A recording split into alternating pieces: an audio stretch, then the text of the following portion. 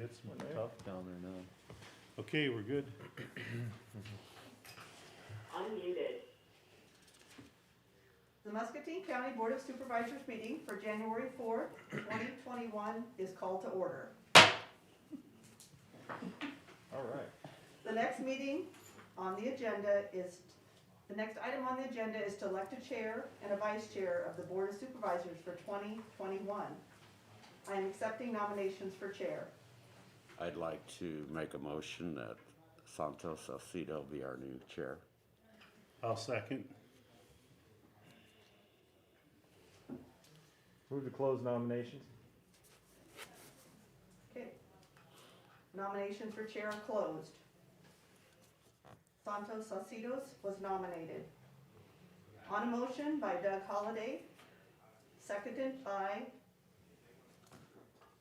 Jeff Sorensen, a nomination was made to elect Santos Salcidos as chair. I call for a vote. Okay. Is this a roll call? It doesn't say roll call on It the doesn't agenda. have to be. Does not, aye. Aye.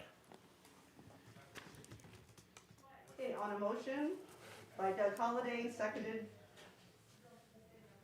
by Jeff Sorensen, a nomination was made to elect Santos Salcidos chair of the Board of Supervisors for 2021.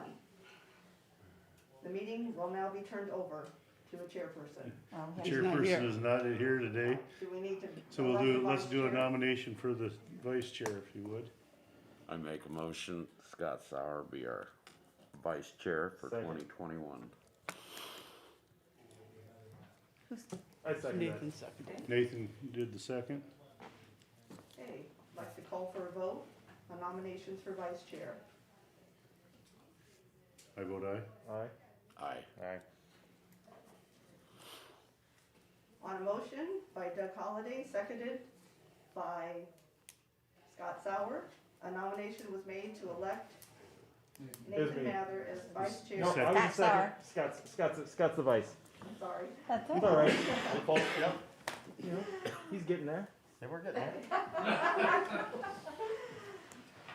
On a motion by Doug Holliday, seconded by Nathan Mather, a nomination was made to elect Scott Sauer as our vice chair of the Board of Supervisors for 2021. The meeting will now be turned over to vice chairperson Scott Sauer. All right, thank you very much. Happy New Year, everyone. First is to review the agenda. Move to approve as presented. Second. I've got a motion. Thank you. I've got a motion and a second. All in favor signify by saying aye. Aye.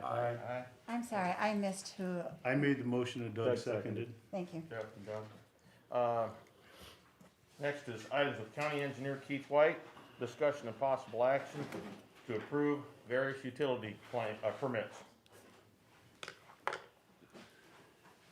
Good morning. Morning. We have one today from Telecom Construction of Ankeny, Iowa. And they are wanting to place a repair telephone service to a house at 4600 25th Street / Mittman Road. So they're just basically going from a pedestal and across the road. Move to approve. Second. I've got a motion by Nathan, a second by Jeff. Any discussion? All in favor signify by saying aye. Aye. Aye. Opposed? Motion passes. Projects update, Keith? Not a lot has changed. The only thing, our bridge on Douglas Avenue looks like it's going to push to the April letting, because we haven't obtained all the right of way yet.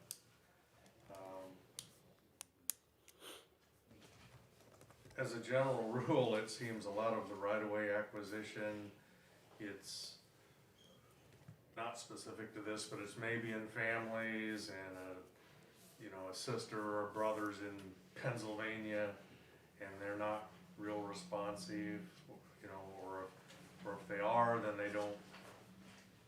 they drag it out a long ways. It's generally taking us months to acquire simple parcels, so it's just sort of an FYI for you.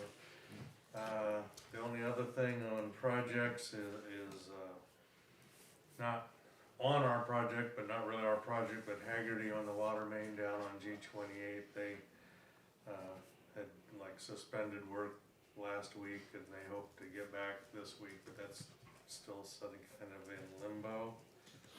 And I don't have anything else on the project. Spending any questions? How about, you wanna just talk a little bit about the snow fighting efforts this weekend, Keith, and where they are and how things went? Well, yeah, and throughout, and I guess I would point folks to look at their own driveway or their parking lot, as Jeff mentioned earlier. Ice like this is difficult, you know, they stayed at it, and I think they finally got it, but every year I tell you, it's more of an art than a science on decision making, but this ice like this is purely pouring material and manpower at it. We did, you know, these early storms, we were getting the calls, it's noon and I'm not out yet, the roads, that's not the way we operate or have ever operated. If we have a manageable storm, we hope to get across the roads, and we could all read and review our snow policy, but get them open to one way in 24 hours, that's what we hope for, but this, you know, we gotta be out by noon, just isn't necessarily going to happen. You know, I'll give you a specific example, and happens to be in the territory that Jim was talking about, but that operator got called clear up north of Highway 6 to an emergency. I'd say at least 2 hours of his time's lost there, so, you know, people stuck, in the way, we had a complaint in one place, they called, they were not real polite, about, well, you left a pile of snow in the road, you didn't plow the road. Well, they had their vehicle parked in the road, okay? And we couldn't get around it with the machine, and so that's where the pile stopped, so. And they've admitted to that when we talked to them, but they call up and chew on the office. One of the manager. problems I saw was you guys had the road in pretty decent shape and they plowed the snow out of their drive and left it all over the road. There's a lot of that going on. We don't normally do a lot about it, but the snow ordinance says you don't pile the snow on the shoulder of the road, but there's deep piles out there, and if, maybe not this week, but the next, if it goes in the deep freeze, it just becomes a pile of concrete out there, so. But the guys worked a lot of hours and put a lot of effort, and I think we finally got there. Normally expect to get there quicker than that, but this is tough going.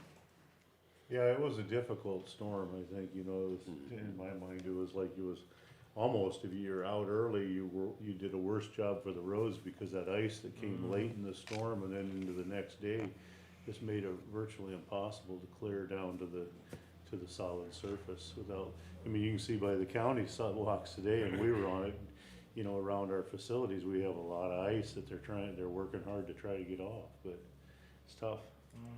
Now, fog doesn't help too with safety, getting people out there. I guess every year I give you the reminder too, that our roads they're not like the state highways. We don't have nice, wide, level shoulders out there. A lot of our roads, if we go off the road, we're gone, just like the traveling public, so. We generally try to stick to the hours of daylight for our work. Yeah, I'll say this, Keith. I think the roads out in that, and I haven't been in the western part of the county, but I've been over quite a bit of the eastern part of the county. And I think the roads are in really pretty good shape for the conditions that were thrown at the entire population. And I actually push my own snow on all my own properties and that, and it is by far and away the worst snow, the worst event that I've ever pushed on a personal level. And I have different individuals that actually rent storage for me that are in the snow plowing business commercially. And each one of them have told me this is the worst event in their entire operation that they've ever had to try to attack. And with that being said, people may say, well, gosh, there's a lot of ice on even some of the major county roads, high traffic roads. Yeah, there certainly is. But that's just the way it is in this particular instance. And as you say, just look at people's driveways and so on and so forth, and that answers a lot of questions there. And I think your department and your personnel have done an outstanding job in the face of this particular storm. That's just my opinion. I agree. Yeah, and especially working over the holidays. Thank you so much to you guys and gals.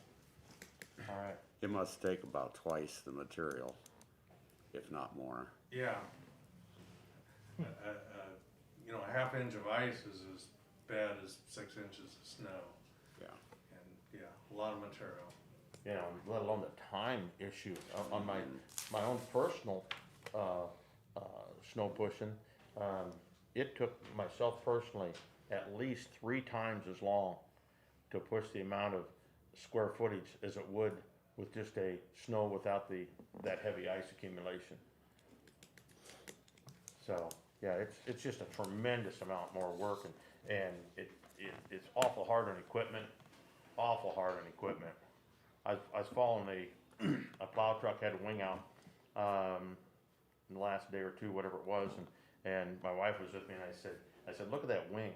I said, look at the pressure on that wing, how that just bounces and springs. I said, you know, there's a lot of mechanical things there that can suffer from this. So yeah, and we'll see the effects of this down the road, I can assure you. Yeah. But it is what it is. I watched him plow my road, and he was skimming along, and all of a sudden she started biting, taking up about that much packed Yeah, ice and snow, and he came real slow for Yeah. a while. yeah. All right, You could flip a truck over with. very good. Anything else, Steve? No. Thank you so much. Next is discussion and possible action to approve the following resolutions. 5A is Resolution 0104-2101, authorizing the county engineer to sign for and collect disaster relief funds. Move to approve. Second. I've got a motion by Nathan, a second by Jeff. This is a roll call vote. Nathan? Aye. Jeff? Aye. Doug? Aye. And I vote aye. Motion passes. Next is B, Resolution 0104-2102, authorizing the county engineer to execute certification of completion and final acceptance on farm-to-market construction projects. Move to approve? Second. Motion by Jeff, second by Doug. This is a roll call vote. Jeff? Aye. Doug? Aye. Nathan? Aye. And I vote aye. Motion passes. C is Resolution 0104-2103, authorizing the county engineer to close secondary roads in emergency situations. Move to approve? Second. I got a motion by Jeff and a second by Nathan. This is a roll call vote. Jeff? Aye. Nathan? Aye. Doug? Aye. And I vote aye.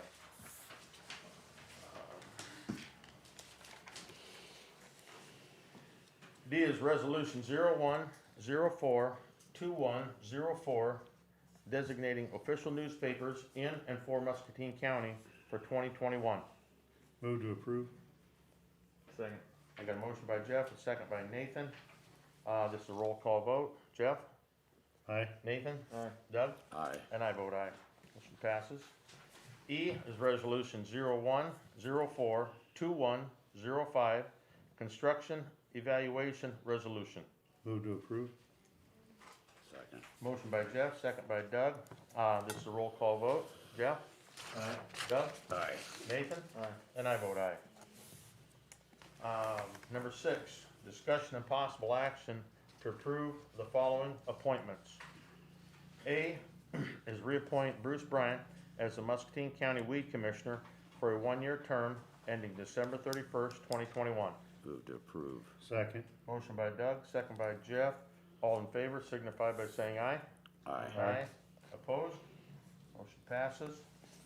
B is reappoint Jody Hanson as an Eastern Iowa Tourism Association representative for a one-year term ending December 31st, 2021.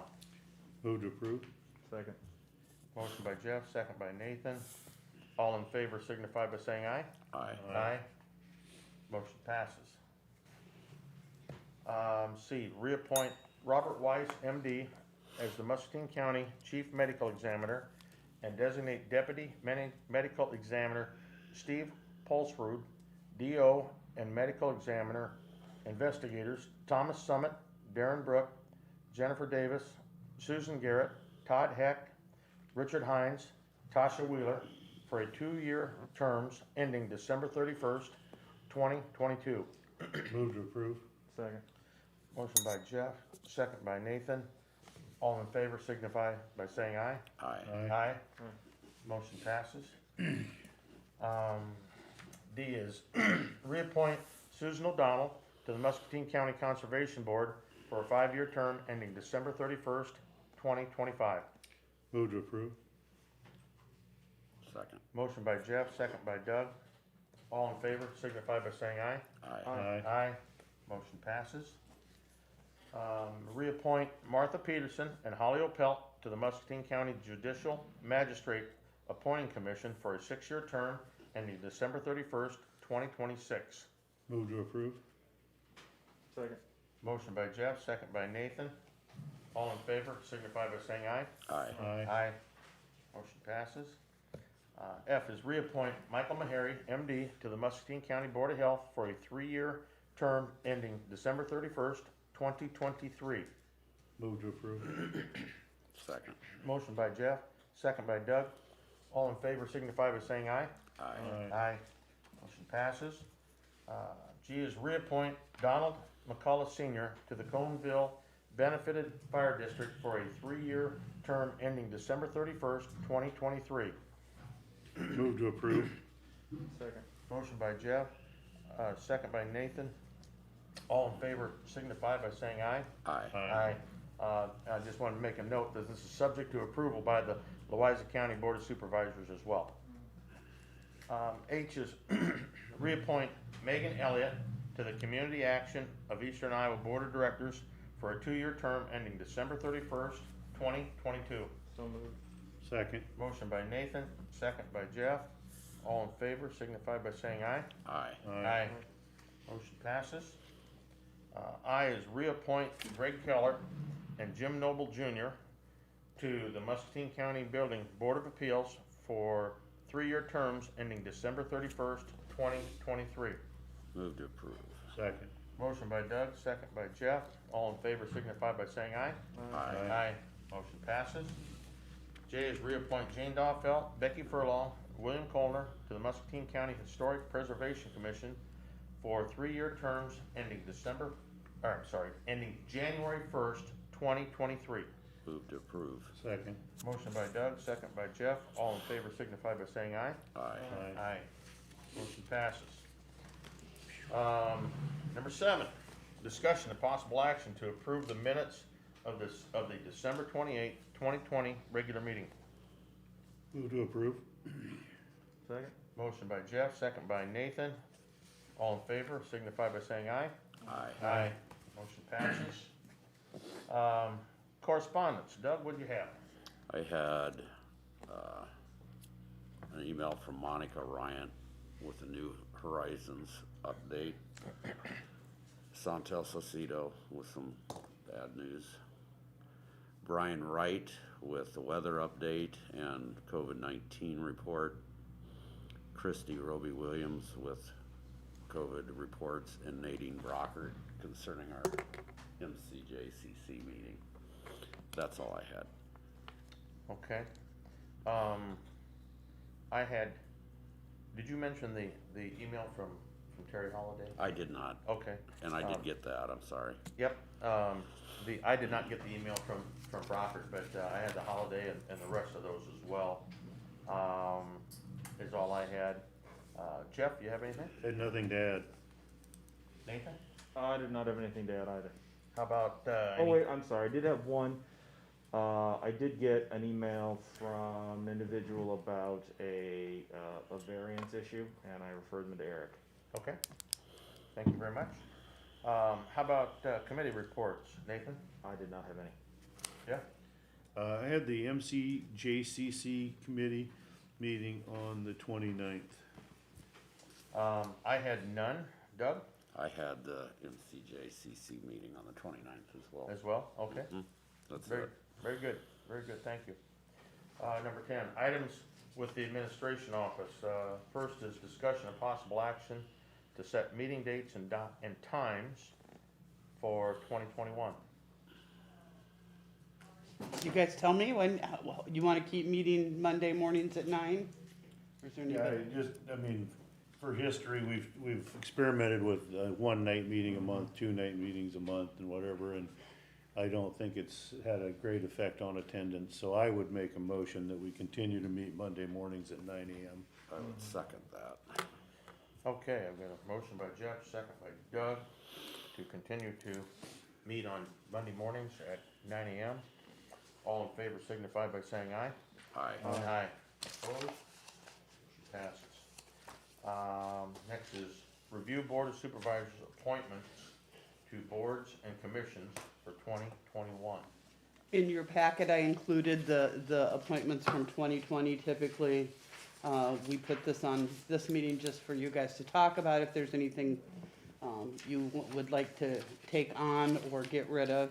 And then next week's agenda will be an action item for you to actually formally make the appointments. Well, myself, I'm fine continuing to serve where I'm at with the exception, my term ends on the Magic Board, and, I would, like to see if someone else would like to take on that responsibility. My biggest issue on that is time. It's a tough time of the day. It meets at 4:30. And it's a tough time of the day for me to make that. It's only 4 times a year, but it's always difficult for me to make that. So that's just something to consider as we work through this. Otherwise, personally, I'm fine with everything else that I'm. And I would like to note that the bylaws call for the chair to serve on by state. Typically, we have the chair and vice chair serve on those. There's a couple of other ones that, such as the City of Muscatine Transportation Zone Commission and Enterprise Zone Commissions, that typically the chair serves on, but they rarely meet. That's correct. And of another note there on Riverbend Transit, that particular board that I chair, I've actually sat on there for 8 years, and when I talked to Randy on that they have an 8-year limit, but on board members, but not for representatives of elected officials, and so I told him that I would he would like to have me stay and chair that, and I told him I'd be happy to, so that's why I will continue to do that currently. I also want to note that the Milestones Area Agency on Aging, Bob Howard has been the representative on that even after he went off the board. His term is up, and he has indicated to me that he does not wish to continue serving. So I've reached out to Milestones to get some information about the frequency of meetings, location, that sort of stuff. So hopefully I'll have some information about that for you by next week. Because that's one that he had to travel quite a bit, am I correct? I think they meet in Ottumwa, if I remember. There's a fair amount, yeah, I think they meet in Ottumwa typically. And they were meeting extremely frequently as they went through the process of changing some management around. And he was also the chair, so. I think some of that's been resolved, but Yeah, like I said, I'll get some information about frequency, location. that was meetings, those sorts of another things. agency where there was a great deal of regionalization that happened and consolidation from this, kind of driven by state policy changes, so. And Bob was kind of led through that with that organization, so I thank him for his service, and I'm sorry. I guess we'll discuss that if somebody that might wanna think about if that's an area they're interested in, or. The only, I'm happy to continue to serve on the boards and commissions I've been on. If somebody would be interested in the workforce board, that would be one that I think might be good to get. I've been on that for, 10 or 12 years now, and that might be one where there's a lot going on. It's a pretty important board. I'm happy to continue to serve, but if somebody else might wanna try and bring some new ideas and perspective to the board, I'd be willing to. Yeah, I'd be willing to give that a shot, maybe. You might want, okay, yeah, think about it. It's, with virtual, it's not a big deal, but it's a pretty big spread. Worst case is you meet, we would typically, I think we've decided, actually, I think they decided it's never really happened, cause they just consolidated us, that we will meet in Muscatine. Because we're right in the middle of the region. It's about, so, that would be one that I could. All right, so we'll talk about those next week. Yeah. Okay, otherwise, Nathan, you're good where you're at? Yep. And I think Santos I like indicated everything he that was. I'm you on, okay where I'd you're like at, to Bill? stay right where I am. Yeah, Santos said. And too. Santos has indicated that he's pleased with where he's at, so, okay. All right, very good. Next is action to accept the December 2020 payroll claims. Move to approve. Second. Motion by Jeff, second by Nathan. Any discussion? All in favor signify by saying aye. Aye. Aye, opposed, motion passes. D is discussion of possible action regarding continuation of paid leave provisions under the Families First Coronavirus Response Act. Right, the FFCRA, originally provided some additional paid benefits, for employees affected by COVID, because, if either they missed themselves because they had COVID, or if they had to care for a family member who had COVID. Those provisions, it essentially was up to 80 hours of basically free sick leave. If they had COVID themselves, in situations where they had to care for another, it was 2/3 their normal rate of pay was covered, for up to 80 hours, and then in some situations that was allowed to extend up to 12 weeks. If there was a situation where a school was closed and they did not have alternate daycare. All of those provisions were slated to expire December 31st. The stimulus bill that was passed last week included language that allows employers to extend that on a voluntary basis through March 31st. March 31st. And so I need some direction from this board if we want to extend those benefits availability, or if we want to sunset December 31st. Has that been a widely used benefit? Yes, yes, especially in certain departments. We have had a lot of individuals who have had to be off work for COVID-related reasons, and so there's been quite a bit of usage. And I don't know from I would kind of look more towards our managers. Has that been something we've been able to manage through? And budgetarily, we've had the funding to be able to cover that and not. I'm not aware of any issues. We had a couple of departments that were especially hard hit. Well, I know. It went pretty smoothly. I know some of the quarantine recommendations and requirements, particularly with working families where they're both work and children and schools out and daycare situations. It's been difficult, so I'm okay with continuing the. Now, if I understand correctly, the leave requirement expired on December 31st. The ability to seek reimbursement continues through March 31st? My understanding was the leave requirement was extended through March 31st.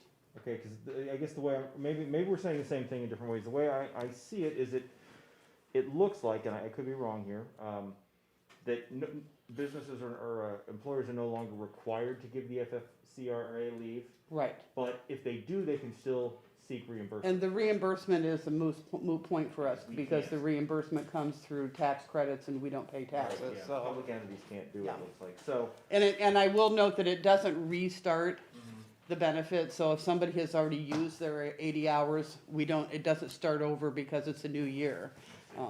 We just continue what they have would be available to them. I'm generally in favor for it, but do we have a concrete idea of what the actual hit to the county is? I have spreadsheets and I've tracked exactly how much wages that we have paid through that, because I need to do that for work comp reasons and for the new requirement that we report that as part of their taxes if they received any leave. However, it's hard to say what the hit was to the county because it's time that we already had budgeted to pay them anyway. Okay. So, And we haven't heard to other departments, I know we have a couple in here, but we haven't seen where they've had to replace staffing and hasn't caused no. significant issues. No, we've had some increased overtime at the jail, because of this, but, frankly, that probably would be the department where I would most expect that we would have issues because they work so closely together and, it's pretty hard to social distance in some of the situations that they're in. Okay. So I would make a motion that we allow the continuation. Continue. Do I have a second? Second. I've got a motion by Jeff, a second by Nathan. Any more discussion? All in favor signify by saying aye. Aye. Opposed? Motion passes. Anything else, Nancy? I don't have anything else. Okay, thank you.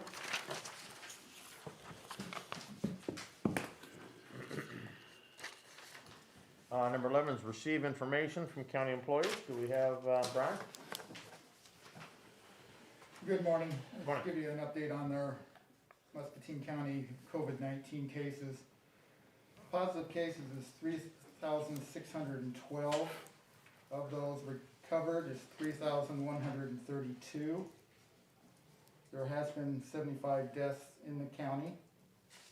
68 of them are underlying and 7 are contributing, and I believe you got that email indicating what those differences are.